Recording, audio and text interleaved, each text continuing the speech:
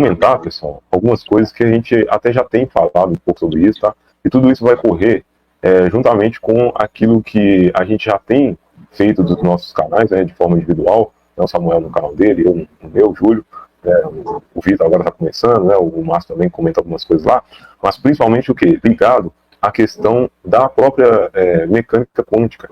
Tá? Isso aí, dentro do estudo aqui, tem alguns pontos aqui interessantes da gente comentar. Eu vou até fazer uma leitura, tá, de um trecho aqui desse nosso estudo que a gente separou para trazer para vocês. E aí, enquanto o irmão Márcio não chega, eu vou comentando algumas coisas. Tá da seguinte forma, tá? A holografia, tá? Isso aqui conectado com a holografia magnética. Vou meio que fazer um resumo aqui. A holografia, ela não é um tema recente, tá? Isso foi pesquisado e desenvolvido por Dennis Gabor em 1948. E aí, em 1952, os cientistas Heine e Mulvey realizaram as primeiras tentativas de holografia de elétrons. Atualmente, os estudos avançam para a holografia magnética, envolvendo o campo magnético terrestre, o eletromagnetismo e também conectando a questão da cosmologia. Tá? E aqui o que a gente trabalha é tudo voltado para a cosmologia hebraica. E aí vai entrar o que, pessoal? A física quântica, ela considera o universo como uma projeção holográfica gigantesca. Tá? Entretanto, há uma rejeição da questão da suposta gravidade conectada àquilo que a gente traz, tá? E associada, na maioria das vezes, que o que eles fazem, à relatividade geral, em favor das forças predominantemente eletromagnéticas e também magnéticas, aliando-se à concepção de um universo elétrico. Então, o que quer dizer toda essa parte, pessoal?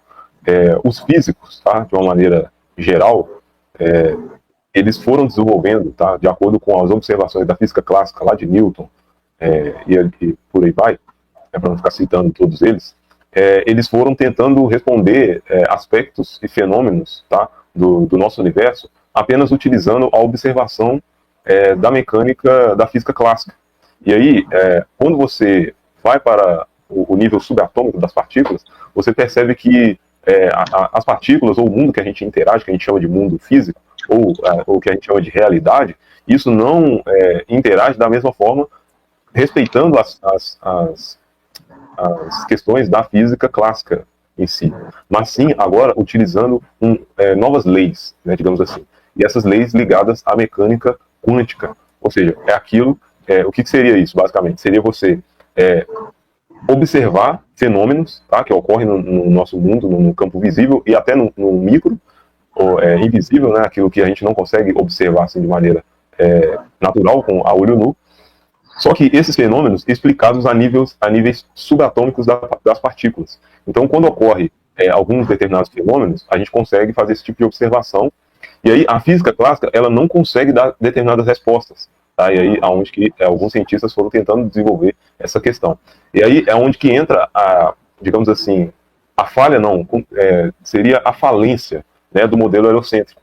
Tá? O modelo heliocêntrico, ele não consegue, tá, fazer essa mescla de conseguir explicar os fenômenos ópticos ligados à mecânica clássica, física clássica lá de Newton, com os fenômenos da mecânica da mecânica quântica, né, ligada à questão do nível subatômico das partículas. Então, o que ocorre? Alguns fenômenos que a gente observa a nível subatômico, a física clássica não consegue explicar. Né? Eu quero dizer, por exemplo, a física newtoniana.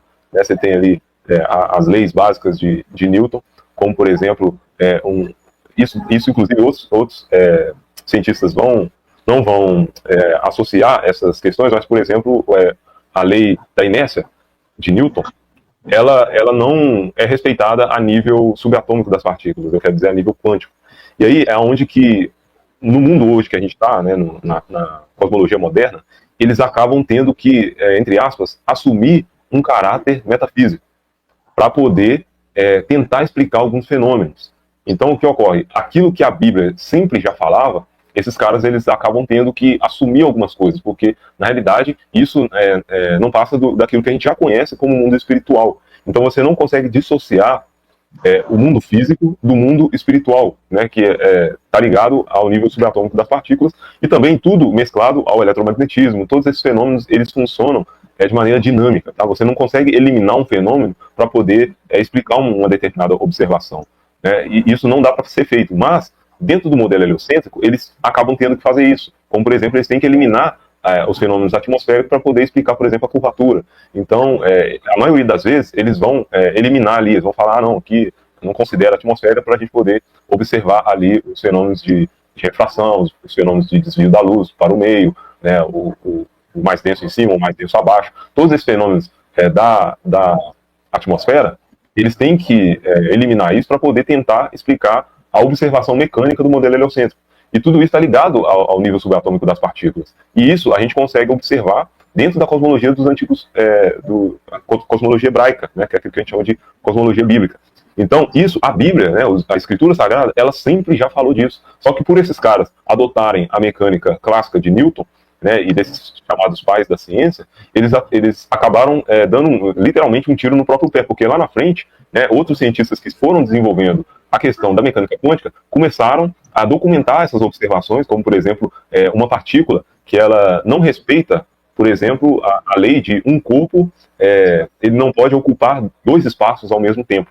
Quando você vai para nível subatômico, você consegue, por exemplo, observar isso. É uma partícula que, ela, ao mesmo tempo, ela está em duas localidades no nosso nível, né, no nosso mundo observável, a nível subatômico. Isso é muito interessante porque corrobora exatamente com os textos da cultura judaica, da cultura dos povos hebreus e também das escrituras sagradas, porque é o entendimento de que nós estamos aqui nesse mundo físico, mas isso tudo aqui seria ligado a uma projeção nossa. Tá? O nosso verdadeiro eu está no reino celestial, de frente com o eterno. Então isso é muito interessante a gente compreender, porque a física quântica, ela responde essa indagação que vários cientistas buscaram esse tipo de entendimento durante séculos e não conseguem responder. Tá? E existem experimentos que conseguem comprovar isso. Por exemplo, você vai submeter uma determinada partícula, assim como eu disse anteriormente, uma partícula que ela está em duas posições ao mesmo tempo.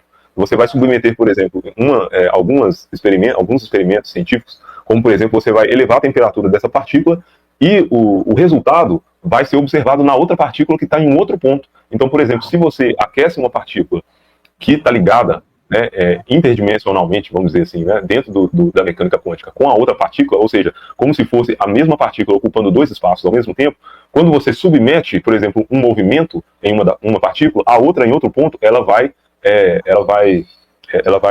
gerar o mesmo movimento. Se você elevar a temperatura, ela vai também elevar a temperatura. Se você reduzir a temperatura, se você fizer qualquer tipo de alteração quântica nessa partícula, a outra também. Então, olha que interessante essa observação, que alguns físicos conseguiram observar isso. Porque é exatamente aquilo que está na Escritura.